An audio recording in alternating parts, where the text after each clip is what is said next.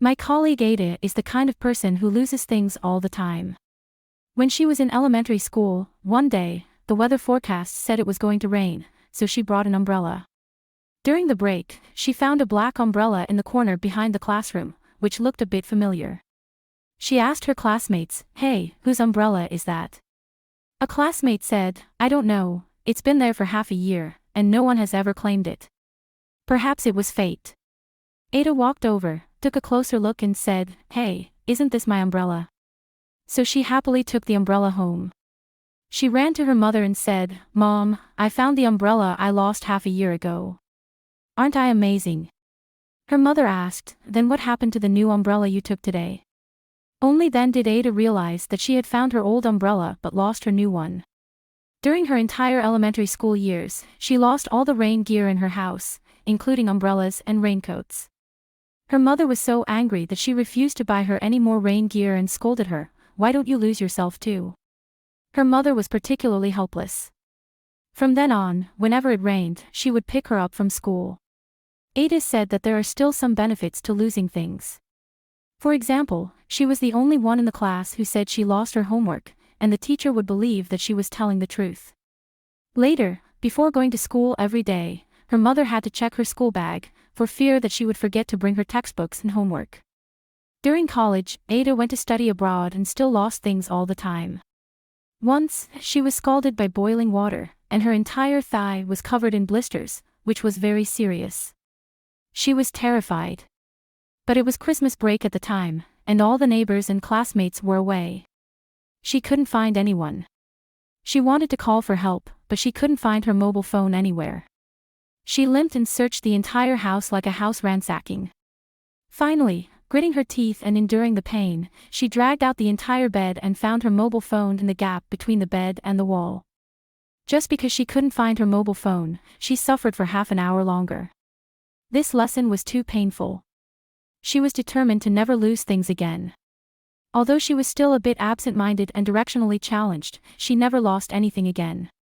After all, her mother was not by her side, and no one would help her take care of things. When no one takes care of you, your bad habits will be forced to change. When Ada told this story in the company, I laughed heartily without a care in the world, gloating over her misfortune. My colleagues looked at me speechlessly and said, "What right do you have to laugh at her? Just ask you one question, where is your mobile phone now?" I said guiltily, "It should be on the table." A colleague said, "If you can't, find your mobile phone within 5 minutes." I said, "I can't. I still have this kind of self-awareness. I have to spend at least 10 minutes looking for my mobile phone every day." My colleagues would often say helplessly, "Forget it, let me call your mobile phone for you." This is when I'm lucky. When I'm unlucky, it's like this. My mobile phone is usually only 1% charged when I put it on charge. One time, my mobile phone was only 1% charged again. I was so anxious that I ran to find the charger, but I couldn't find it anywhere. After half an hour, I finally found the charger under the bedside table. I was so happy. I could finally charge it. At this time, something tragic happened. Where was my mobile phone? It was still in my hand just now. What was even more tragic was that it was out of power and there was no response when I called it. Oh my God, my mobile phone, where are you? I lost contact with it since then. Fortunately, it was a broken mobile phone. To be honest, I only found this mobile phone when I moved house last month. When I moved house, I also found 3 socks, a power bank, 2 lipsticks that I had lost. Where do all the lost things go? I came to a scientific conclusion. There must be a planet that sucks in all the things we lose. For example, pens, keys, rubber bands. I buy dozens of pens and dozens of rubber bands every time, and I still manage to lose them all. It's even more sad to lose a bank card. Every time I go to withdraw money, I often forget to take my card and lose it. Sometimes when I go shopping for clothes, I'm so happy after shopping that I forget to take my credit card and lose it. What's even more incredible is that some time ago, I went to the movies and lost my entire bag, including my credit card and driver's license. It was a handbag, a big handbag. Many people say that when you're young, you lose things all the time, but when you get old, you'll be fine. I'll tell you the truth, it's impossible. Because I lose things so often. Two of my colleagues and a neighbor have keys to my house, but I don't.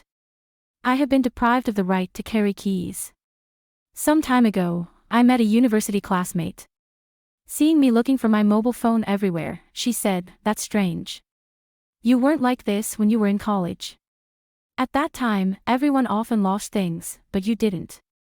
I thought about it and it was true. When I was in college, I was quite normal. Why is this?